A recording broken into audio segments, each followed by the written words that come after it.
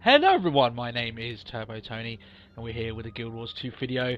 It's been a while since I've done many videos on my channel. The latest that I've done was one looking back at Guild Wars 1, that was ages ago. Really surprised at the actual response I got in that video. It seems to be getting more and more thousand views every single day. But today, I decided to do a video on the on one of the hardest solo fights that you can do in Guild Wars. A lot of people have had a few troubles beating her.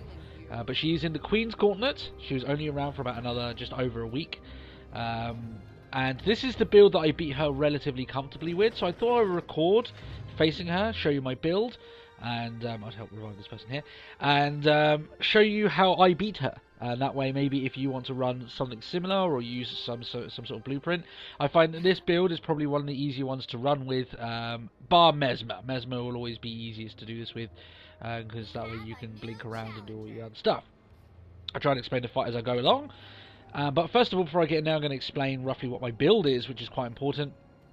Let's get into my equipment. I have rare. I didn't even realise I had rare. Okay, I need to change that over to exotic when I get a chance. Yeah, so exotic, everything else, a myriad of different stats really, and the runes of the Traveller basically give me plus to all stats, and very importantly, a complete set of 6 gives me 25% movement speed. If you don't know, with a Necromancer, there is a sigil that gives you that movement speed boost, which is very important for this fight. But it obviously takes on one of your slots, and ideally you don't want to have that. These runes are extremely expensive, so if you don't have the money for these runes, or you just don't feel like getting them because they are a lot of money, then you can switch this skill out. It's not too much of an issue. It's just for a little bit extra damage and to take a little bit of pressure off yourself. That's ideally what you want to be doing. I've got an exotic scepter, which is what I run the majority of this fight with, and a legendary focus, the minstrel. Now you can run different stuff for this, but this is just what I used, obviously. So my trinkets are a mixture of celestial for the overall stat boost, and the other two are kind of like a mix of what berserkers should be. They're not full berserkers, but she was formerly a magic find buff character before they nerfed that sort of thing. So yeah, that's her build. So it's nothing particularly special, you may be thinking. There's nothing really. She's not fully ascended. She doesn't even have fully ascended trinkets. She's only got like masterwork on her accessories. So she's not like fully statted out or anything, but she's a good character for this fight regardless, and I'll show you how. So Project A, which is my Necromancer, she's a Well Spiker, and for people that maybe follow my videos beforehand, I have a hidden video that shows her build off. I may make that public, I'm not sure, but this is her Well Spiker build regardless. Basically, it all focuses on using your main 2 wells as damage, and basically stopping Liadri when you can in those wells to do maximum damage. The traits I go for is Spiteful Talisman, reduces recharge on focus skills and increases their range. This is mainly for their number 5 Spinal Shivers, which will chill her and stop her from attacking you so much. Spiteful Marks deal more damage. That's fine every now and then. Once our scepter skills have needed cooldown, we can switch, and we can even fear her out of our range if we need to. And Close to Death increases damages to enemies below the threshold. So once we get Liadri down to 50%, we're going to be doing a lot more damage to her, which is ideal. On Death Magic, we have Ritual of Protection, Wells type protection when cast. Not particularly great for this fight, it's just something I end up using. And then one of the main things, like I said, about this video is just showing you with a fairly average build, you can beat her. In Blood Magic, I have Bloodthirst, siphoning health is more effective. Yet again, not really ideal for her, but fair enough. Ritual Mastery reduces recharge on wells, that's a given for a well build. And Vampiric Rituals, wells also siphon health every time they're pulsed. This is a little bit interesting because you'll be giving you a little bit of health because she will be sapping your health all the way through. One of the most important things about this build, it has no condition removal, which is very... a lot of builds will run condition removal because she will spam conditions upon you. So yeah, that's what makes this a little bit unique in that sense. So, our skills are Summon Bone Minions. They do huge splash damage upon exploding them. Well of Corruption, Well of Suffering, and Hounds of Balthazar. Hounds of Balthazar aren't exactly that useful in this fight, I must admit. I just keep that there, and obviously Well of Blood.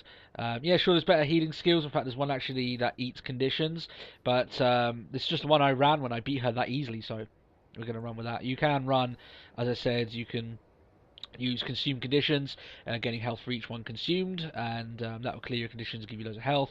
But I just found Well of Blood to be, I'm just used to that by now. But as I said, consume conditions is probably a better heal skill. But I'll run with what I have. So that's all that.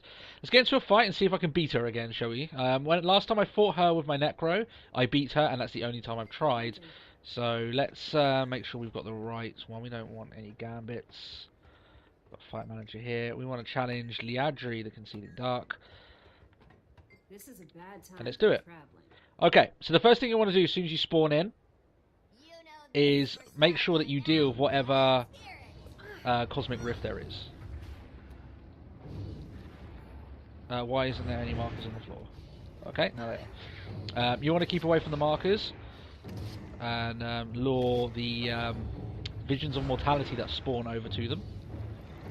Will take you a little while to get used to this, but you've got to get used to the pressure that she's going to deal to you early game, okay? Also, with those AoEs, you're going to have to try and get yourself not to panic so much when they come across. And this is a bit dodgy now because I'm waiting for her to come here. You see, the main thing I'm doing right now is I'm not panicking. I'm taking my time.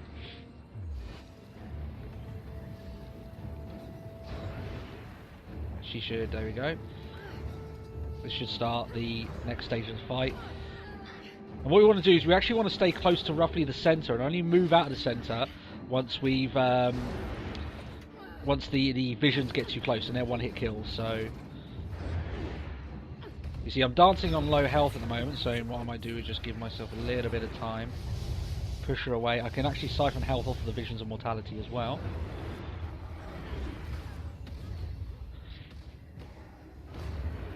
Sticking close to the middle, that way I don't have to dodge that much. So I've got my heal skill back.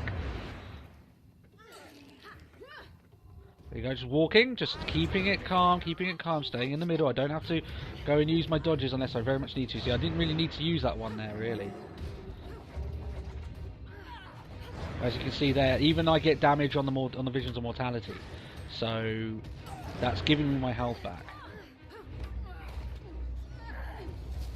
That's close. It's alright though.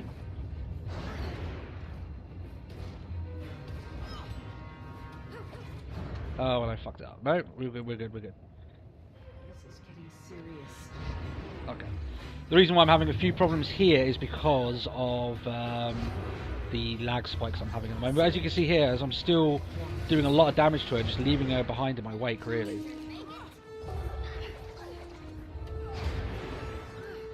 That trait that we had, that we do additional damage whenever we she drops a certain health. And there we go, done. That's with severe lag from my recording equipment and not even doing the battle for a long time. You can use the Cosmic Rifts to rally yourself. That was a worse run than the one I did before. But there you go. So it's just a matter of really just learning your route, sticking close to the inside. And honestly, the more that you panic, the more you're going to fail. You need to just wait, take your time. And like I said, this is a fairly weak build for that event. You know, that's not exactly tailor-made for that particular fight, but we completed it regardless. So the main tips I would say in regards to fighting her, with this build anyway, is not to panic. The most you will be dancing on relatively low health throughout all of it. Keep close to the centre, these 6 hexagonals here, and just to keep moving, never stop moving. And once you get down to 50% health, just make sure that you've got those wells working. They will do the work for you, they really will. Even if she's attacking, you've got your wells up, they're going to be giving you health, and you're going to be doing severe damage on top of her. It will take a few attempts, but I'm sure that you will get it. I hope you guys enjoyed the video. I'm looking to hopefully get some more Guild Wars 2 content up on the channel very soon. And if you have any questions, feel free to let me know, and I shall speak to you soon. Thanks a lot now. Bye-bye.